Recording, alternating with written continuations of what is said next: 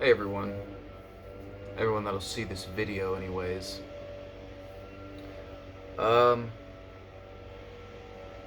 this video is going to be me talking about my experience at LifeSource Christ Centered Recovery in Hartselle, Alabama. Now, this is just a disclaimer to anyone who is there actively still and see this video. Love the people in the program, not a big fan of the program. So,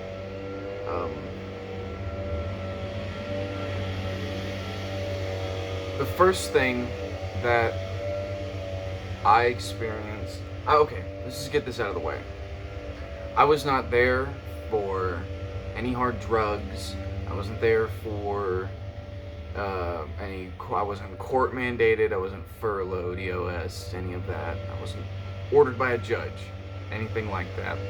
Not a criminal, no criminal background, anything of that nature. I was there for pot. I was there for weed. I didn't have anywhere else to go. Marijuana was a big problem for me. Woke up, did it every day. When I got there, it was a very welcoming environment. All the guys that were there at that rehab, or at LifeSource, were very welcoming people. You know, my mother was a staff member there for the longest time. And I was just like, it was kind of like a weird passing of the torch type deal.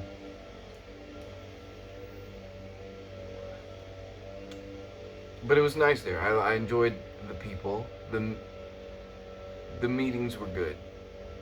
I went to NA a few times, and that helped out a lot. It helped me get some things off my chest. I can't afford therapy, so I went into the mindset of, oh wow, this is free. This is kind of like a free therapy type deal.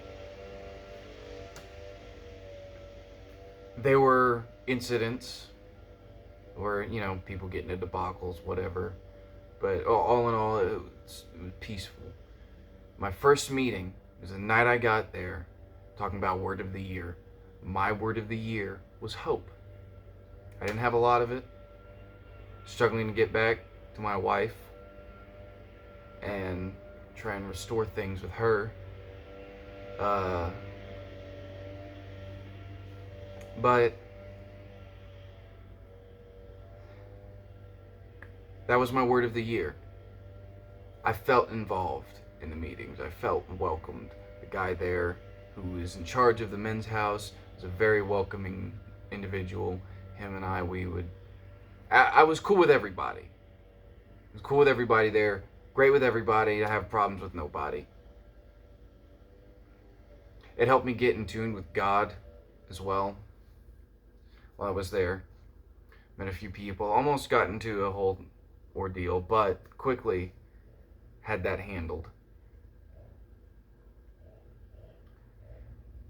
And then there came this girl in April, I believe, around that time period, 18 years old, addicted to it.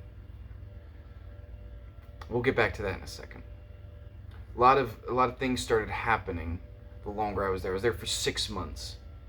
Since December of last year, December 30th was the last day that they were doing the 9-month program. I got there the last day that they were doing the 9-month program.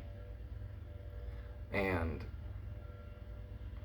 anyone that had come in after that had to do a year. So I was one of the last people who got to sign up for the 9-month program. A lot of things started to just kind of go downhill. There were moments where it was good, but there was just, my brain tends to focus on like, oh wow, this is happening. There were good things, a lot of good things. But the bad, in a sense, outweighed the good. There was an individual who had brought drugs onto the property, multiple individuals on multiple occasions. One tried to buy a weed pen, and like I guess the first week, 2 weeks, maybe a month I was there, they got kicked out for that. A little bit later, there was a gentleman who was an individual who was selling spice, which is synthetic marijuana. And he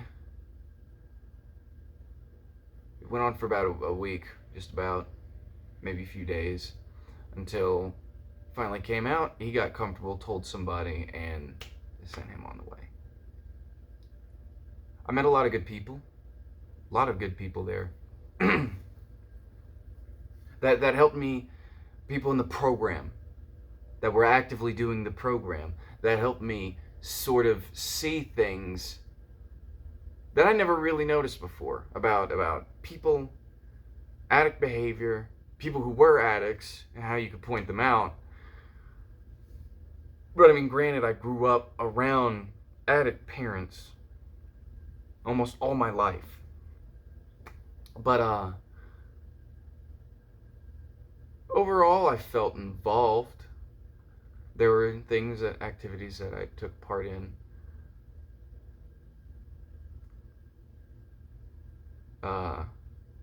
Worked a job there, and the guy at the job knew that I was in a program at a rehab, and rather than keep giving me solid weeks to work, he'd give me 2 days out of the week to work. And it was bi-weekly pay, and I would be behind on my rent. I was in March, left that job, went to another job in April, met a guy who came in through the program. Him and his girlfriend were in the program at the same time. And they came in with this young 18-year-old girl named Ava Bachnia. And they would do nothing but make her uncomfortable and all of this. And I talked to them. Talked to him and his girlfriend about it. And they would just say very weird things to her. She's like 18 years old. Why are you talking to a girl who basically just got out of high school that way? And it seemed to stop after that. But me and this girl, it wasn't anything platonic or anything like that. I have a feeling that she'd liked me, but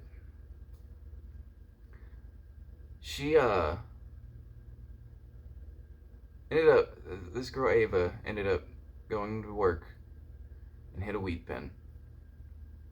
And the men's director would always say, anything short of bringing drugs on the property can be sorted out. This was one of those instances. But they kicked her out. He didn't have a say in it. They kicked her out, sent her back to her mom's, because her mom had called them and told them that she had done that. She was still popping hot for marijuana and other drugs. Anything short of drugs on the property can be sorted out. And her mom was doing it with the best intentions. But good intentions pave the road to hell. I don't blame her. I'm not mad at her for that. But I feel like there should have been a little more thought process there. But that's not the point. That's not the point. The point is that when she got home, she texted me that she had snuck out of her parents' house. She just hopes that her mom will let her come back. 2 days later, I get a call from one of the guys who finds out that she's dead. Snuck out of her parents' house to go link back up with her ex-boyfriend and overdosed on fentanyl. That was her drug of choice. And rather than him alert the authorities because he was too scared to get caught, he stuffed her under his bed like an old soda can. And they found her, and he's in jail. But the way the staff, everyone who's active in the program were heartbroken. Such a young girl, just now learning to live, just now learning to be on her own and experience life on her own, dead. Dead. Heart-wrenched.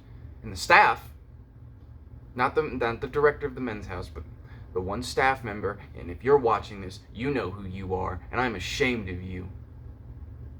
And the lead and the person in charge of the program, they handled it poorly. The way they were discussing it was handled very poorly. Saying to protect your bed, and everyone has a choice, and that things like this happen. Well, what would happen if someone in your family, someone close to you, someone you care for, goes through that? What happens if they overdose? Or if they die? Are you not going to feel sad? Oh, it's not my kid, it's not my problem. But they are a part of the program. They were still family.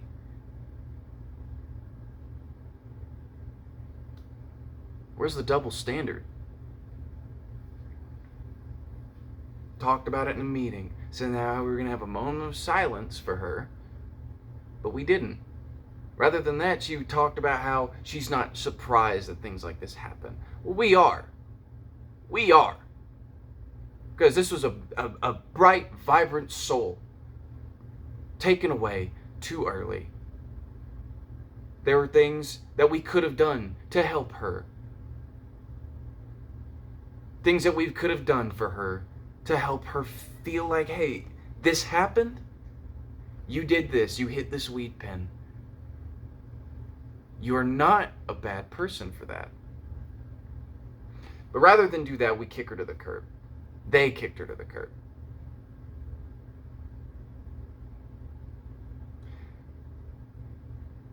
Christ Centered Recovery. It's Christ Centered Recovery. This is part 1. Part 1. I am ashamed. This is barely even the tip of the iceberg, for real. That's the sad part. It really is. But something's gotta give. If we're gonna talk about how we're loving, we're caring, and then we go and do things like that. Ditch people to the curb. I'll clear up space on my phone for this next bit, because there's a lot.